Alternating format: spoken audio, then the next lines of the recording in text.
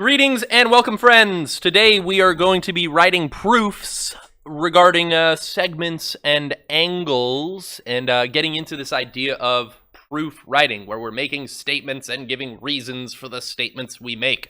A proof is a logical argument that uses deductive, so not pattern-based reasoning, but logic-based, to show that a statement is true. There are several formats for proofs. My favorite is the two-column proof.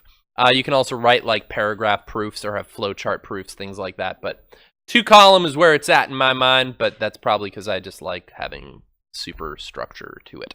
A two-column proof has numbered statements and corresponding reasons that show an argument in a logical order. In a two-column proof, each statement in the left-hand column is either given information or the result of applying a known property or fact statement. Let's do one.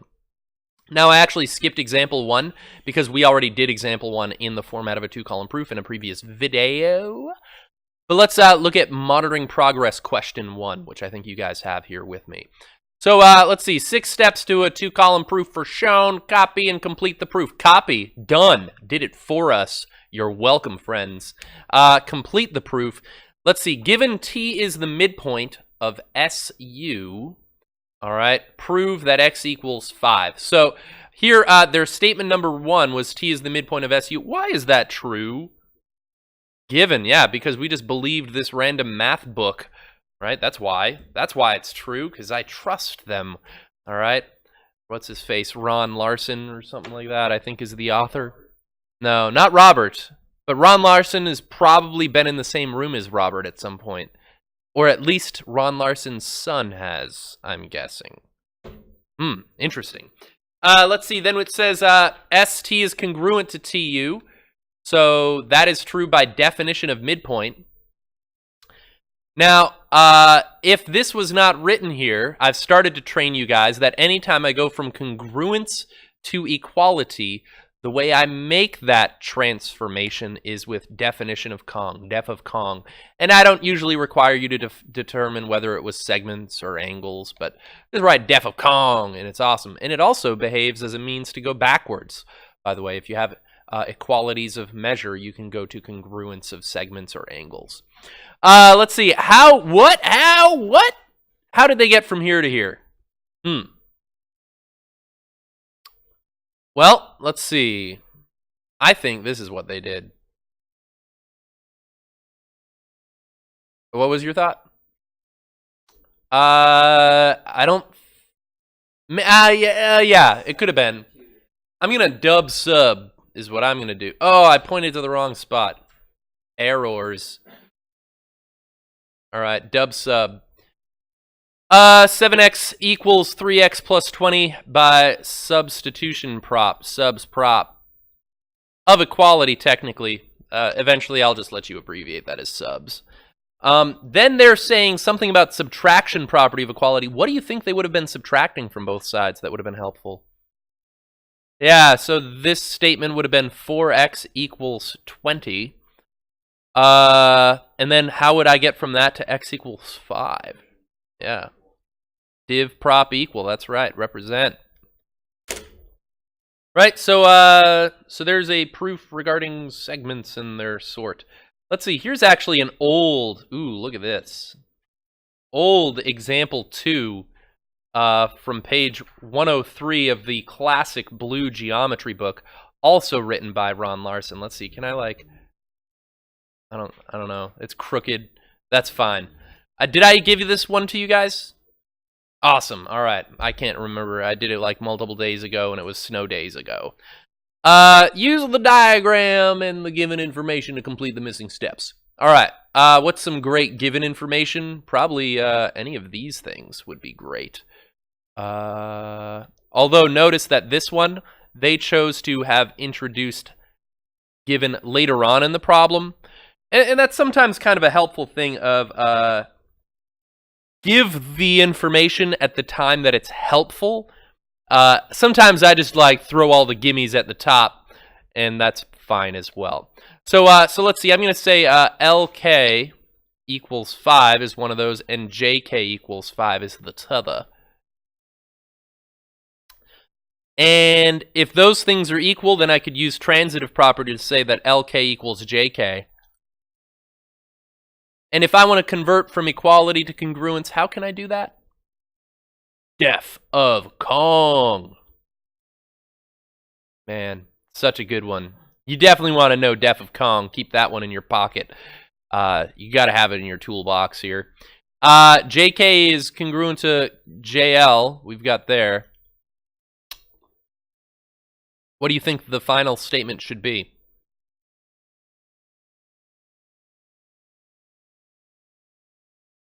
Yeah, segment LK is congruent to JL. By the way, the last statement should be the thing that we set out to prove. Right, otherwise that's where you should end your problem, with the thing that you set out to prove. Yeah. So let's see. In terms of the reasons we can give for our proofs, we are allowed to use postulates, properties, definitions, and even theorems and corollaries. Corollaries I'll define for you at a later date, but theorems, it says the reasons used in a proof. Oh, wow, I didn't realize I was just saying the thing that said. And theorems. A theorem is a statement that can be proven. Okay, so that's different than a postulate, which we accepted as true. It says once you have proven a theorem, you can use the theorem as a reason in other proofs. So, oftentimes what we'll see is that we will be given theorems by our book, and they may ask you to prove those theorems either immediately thereafter or even as part of your homework. So here's a couple theorems. Properties of segment congruence. Turns out reflexivity does not just apply to equality, but also congruence of segments and angles. Yeah, so reflexive property of angle congruence, reflexive property of segment congruence. There's also symmetric and transitive for those things as well. So it looks like there's a proof in example 11 on page 103 in your book. Yeah, a bunch of other places. And I think I've got you proving one of these tonight. So the way you would prove them is you can't just like quote that and be like, oh, this is true because this is true. You just like a definition in the dictionary shouldn't use the word in its own definition. Same idea. I would need to prove this through previously known facts to come to this conclusion, is what we'll end up doing. So, so segments and angles, congruence thereof can have reflexive, symmetric, and transitivity of them. Let's see, are we going to do a proof of one of those right now? Nah, how lame. But that's okay. We're doing example 2, the real example 2 this time, not some 12-year-old example 2. All right, name that property. Okay. Angle T is congruent to angle V. Angle V is congruent to angle R. Then, angle T is congruent to angle R. What do we think, Holden? That's right, that's transitive, and that's technically transitive property of angle congruence. But I'm going to end up just allowing us to generalize those things eventually. So, yeah. Okay, all right. Ooh, what's going on here? If JL is congruent to YZ, then YZ is congruent to JL. Symmetric. Oh, let's see. Symmetric property. And this one is technically of segment congruence. All right, so these ones I think are pretty easy to apply. Nothing too crazy. Let's look at this. Ooh boy. Oh boy, oh boy, oh boy, guys, we're doing proofs. Let's see. What do we... Oh, we're proving a symmetric property of congruence. Excellent. It looks like the segment version. Okay, so the symmetric property of segment congruence says that if segment LM is congruent to segment NP, then segment NP should be congruent to segment LM. So let's try to set out to prove this. Now I can't reference itself in its proof, but this is given. So let's see, could I eventually get to this? Well, if those two things are congruent, I know that their measures are equal. Why do I know that?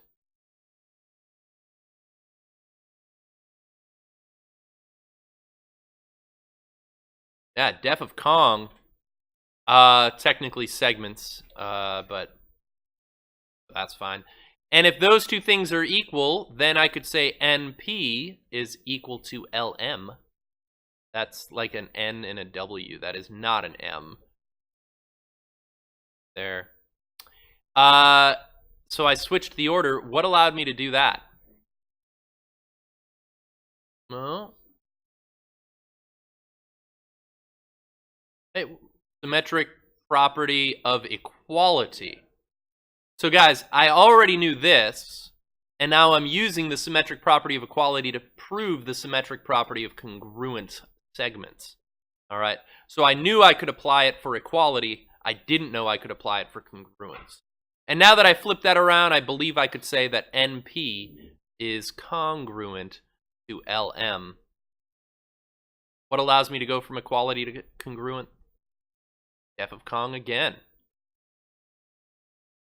All right, so that's a simple proof that now perhaps we can feel confident in the symmetric property of congruence, right? I think we can be like, yeah, that's true, and I proved it's true. Let me show it to you, and then you'd be able to like pull this proof out of your wallet because you're going to carry it around for the rest of your life, just in case someone doubts it.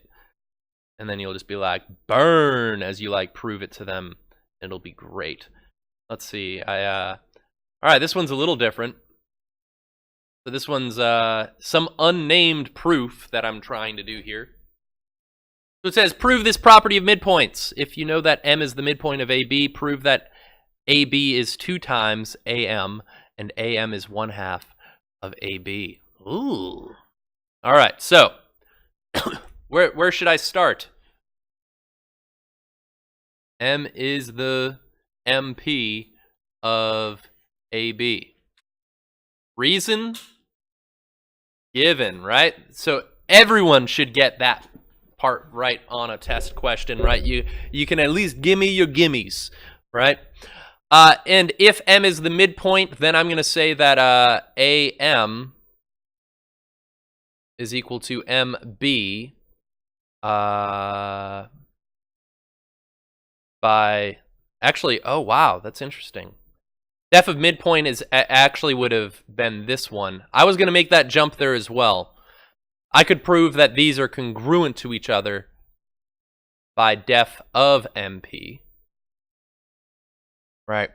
And then, yeah, AM equals MB by def of Cong. All right, so let's see. This first thing I'm trying to prove is related to the entire segment. So what's a useful thing I could say? What do you think, Emmett? Yeah. I'm going to write it the other way around, but your way's just as equally valid. AB is equal to AM plus MB, which, could someone else give me the reason that's true?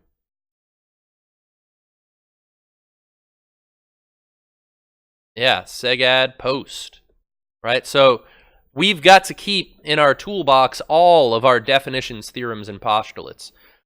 All right, I think I could end up saying something like this: AB is equal to AM plus AM.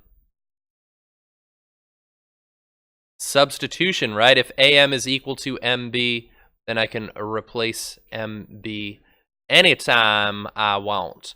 So that's substitution. I'm just going to write subs. And then how could I get that?